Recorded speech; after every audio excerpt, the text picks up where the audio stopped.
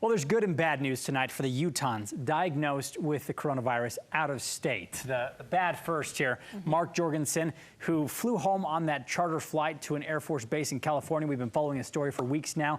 He has tested positive for the virus, been taken from quarantine on the base to a hospital in California for treatment, while his wife remains in a Japanese hospital to receive treatment for COVID. Well, the good news is another couple separated by the virus could soon be reunited. Yeah, John Herring, who has been in the hospital in Japan while his wife is quarantined back here in the U.S., has now had a test come back that is negative for coronavirus. Now, his wife Melanie posted an emotional video after getting the news yesterday. Take a listen.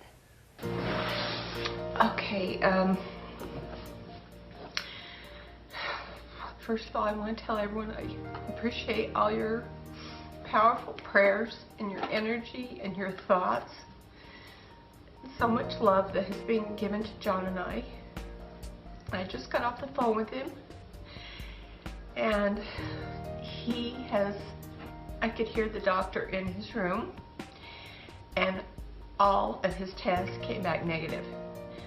Negative for saliva, negative for his nose swab, negative for his throat swab.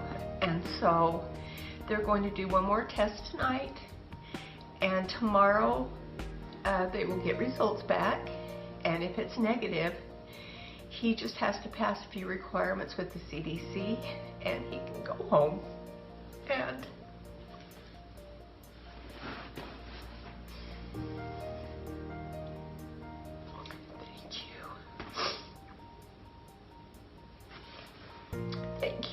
thank you.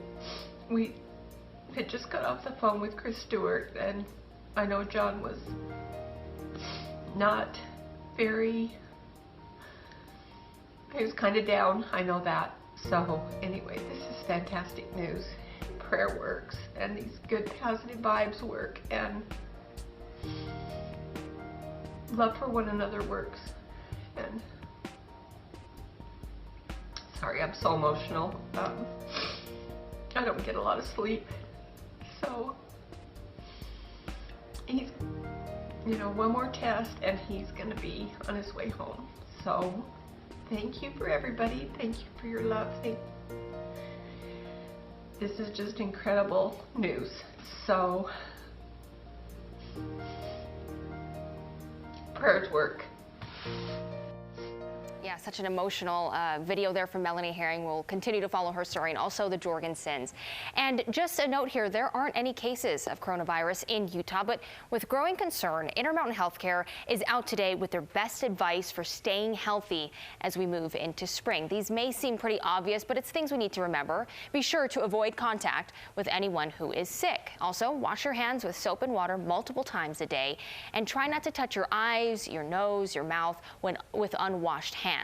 And if you are going to sneeze or anything with that, be sure to cover your mouth, your nose, and if you use a tissue, be sure to wash your hands afterwards. Also, clean and disinfect anything in your home that is touched frequently. Matt? Okay, might just want to keep your hands in your pockets. Like that. That's a good thing. All right, remember yesterday we told you about how more than 2 million Americans had searched for face masks on Google last month? Well, now the CDC is sharing some pretty great info, and you'll see here. It's about masks and men's facial hair. Take a look. Awesome infographic here. Details all sorts of different facial hairstyles and just how compatible they are or aren't with those medical masks. Turns out how your beard or mustache looks will make a big difference in how much protection a mask will give you. So let's take a closer look here. Looks like side whiskers, handlebar mustaches, and soul patches are okay. Good. Okay, we were nervous about that one. Yeah, I mean, when I grow that over the weekend. Yes. And so are toothbrush, walrus, and Zorro styles. Is that what we're calling that? Is that what that is? Okay. Yeah. But mutton chops, did I say that right? Mm-hmm. Mutton chops, full beards, bad idea if you're trying to use a mask to avoid germs. And again, this is according to the CDC here. Okay. Things like goatees and villain mustaches are okay. With caution. Yeah, make sure they're not too long. You're they right. Go past that area. Basically, if your facial hair touches the edges of a mask or respirator, you're probably not protected by that mask. Man, so something to think about in case you're wondering about facial hair and masks. It's a big deal.